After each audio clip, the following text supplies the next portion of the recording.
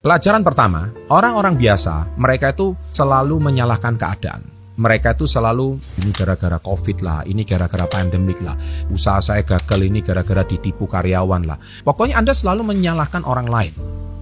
Anda tidak pernah mau move on. Jadi tips nomor 1, kalau Anda mau sukses, Anda harus move on.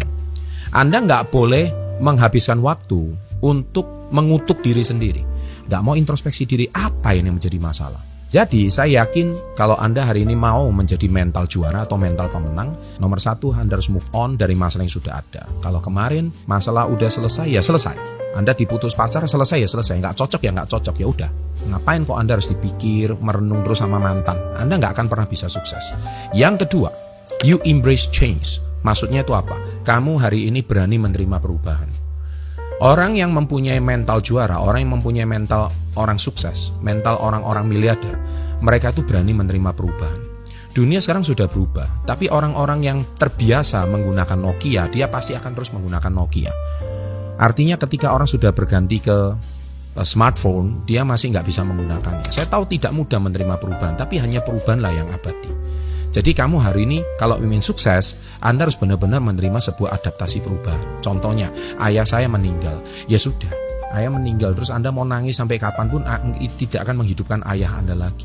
Anda harus mandiri sekarang. Sama seperti ketika saya masih usia 23 tahun, saya ditinggal sama almarhum ibu saya. Ibu saya sewaktu itu menjadi salah satu tonggak ekonomi keluarga juga. Ya, kita nggak bisa apa-apa. Akhirnya saya mandiri waktu itu. Terus saya mau meratapi nangis terus, ya nggak bisa. Meskipun saat itu saya nangis juga, ya. Tetapi kita mau move on berapa lama? Saya sedih memang sekitar 9 hari, tapi setelah itu saya bangkit. Dan akhirnya saya berani menerima tantangan. Yang ketiga, you stay happy. Artinya apa? Kamu hari ini harus menjadi pribadi yang selalu berbahagia. Jangan menghabiskan waktumu untuk sesuatu yang tidak bisa kamu kendalikan. China perang sama Taiwan, Rusia perang sama Ukraina, itu sesuatu yang kamu nggak bisa kendalikan kan? Terus ngapain gitu? Pesawat delay contohnya, kamu nggak bisa kendalikan. Kamu mau ngomel sampai gimana pun, pesawat delay ya delay. Kalau pesawat delay 2 jam ya kamu mau ngomel gimana pun, kamu mau mengutuk gimana pun, 2 jam itu cuman isinya kutukan, makian, marahan. Lebih baik 2 jam itu kamu gunakan untuk subscribe channel Success Before 30, tonton video ini, minimal sama 2 jam kamu dapat positive mindset. So banyak sekali orang itu tidak bahagia, itu karena Anda selalu menghabiskan energinya untuk sesuatu yang nggak bisa kamu kendalikan. Oke, yang keempat, you are kind, fair, and unafraid to speak up. Itu maksudnya apa? Kamu itu hari ini untuk cukup berani untuk berbicara sesuatu yang tidak menjadi sebuah kebenaran. Sebagai contoh, waktu saya itu dulu masih kuliah, saya itu pernah diberikan tugas sama dosen saya untuk mempresentasikan sebuah makalah. Nah, waktu itu kerja kelompok. Nah, kerja kelompok nggak lama kemudian 5 teman saya berkata, nggak ada yang berani presentasi. Mereka berani mengerjakan tugas, nggak ada yang berani presentasi. Akhirnya saya bilang, saya yang presentasi. Ini coba jelaskan kepada saya yang presentasi di depan nanti. Semua satu teman di kelas kagum melihat cara saya presentasi. Kenapa? Karena saya berani untuk berbicara. Sekarang saya mau tanya, pemimpin mana di dunia ini yang tidak bisa menjadi seorang public speaker? Seorang pemimpin, bahkan pemimpin regu pun harus dia yang memimpin dan memimpin di depan. Pemimpin regu kecil, ketua RT contohnya, dia harus bisa berkomunikasi dan dia harus berbicara, mewakili RT-nya. Itu kepala RT, saya nggak bicara kecamatan, kelurahan.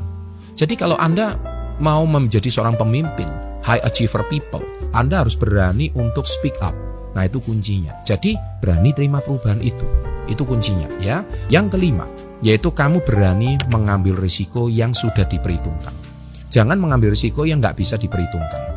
Anda harus bisa memperhitungkan risiko. Contoh, misalkan Anda mau invest sesuatu. Kalau Anda invest sesuatu, Anda siap nggak kehilangan uang itu? Jangan berarti kalau Anda punya tabungan 1 miliar, Anda camplungkan semua 1 miliar itu kepada proyek sesuatu baru yang tidak pernah Anda terlibat di dalamnya. Itu namanya bunuh diri. Tapi Anda mungkin bisa manajemen risiko, mitigasi risiko. Mitigasi risiko itu adalah Anda bisa mengambil sebuah risiko yang bisa Anda kalkulasikan atau Anda perhitungkan. Sebagai contoh, mungkin saya invest 10% aja dari kekayaan saya. Oke, 100 juta. Kalau saya hilang 100 juta, it's okay. Kalau Anda bisa mengendalikan risiko, kayak Anda kehilangan 100 juta, it's okay. Jadi, new project itu tidak sampai membuat Anda stres. Kalau sukses, kalau cuan, ya semua orang happy. Tapi kalau bocuan atau nggak cuan, ya sudah. Yang penting Anda sudah bisa menghitung risikonya. Tapi yang penting orang sukses, mereka berani mengambil risikonya. Yang keenam, kamu hari ini bahagia melihat kesuksesan orang lain. Orang-orang gagal atau orang-orang di bawah rata-rata, itu mereka tuh sangat sedih, sangat benci, bahkan sangat julid melihat kesuksesan orang lain. Mereka justru malah memaki-maki, mereka justru malah mencari-cari kesalahan orang lain, dan cilakanya mereka itu kalau melihat orang lain sukses, mereka merasa tertekan dan tidak berbahagia. Kemudian mereka akhirnya ngomong dengan kata pamer lah, bukannya mereka terinspirasi tapi malah menjuluki orang lain pamer lah. Nah, itulah banyak orang berpikir seperti itu. Tapi kalau orang-orang yang punya mindset high achiever atau orang-orang yang punya mindset mau maju, mereka justru kok bisa ya dia seperti itu, kok bisa dia kaya raya seperti itu, kok bisa dia sukses seperti itu, kok bisa usia muda, kok bisa sukses sebelum 30 itu, kok bisa. Akhirnya dia mencari tahu. Mencari tahu itu tujuannya mau belajar, bukan mau menyalahkan keadaan. Dia pelihara tuyul lah, babi ngepet lah, dan sebagainya. Seperti itu. Enggak seperti itu. Oke, demikian 6 pertanda yang harus Anda miliki apakah Anda benar-benar memiliki mental yang kuat atau tidak. Jadi kalau Anda merasa video ini bagus, silakan share, jangan lupa like-nya, dan always salam hebat luar biasa.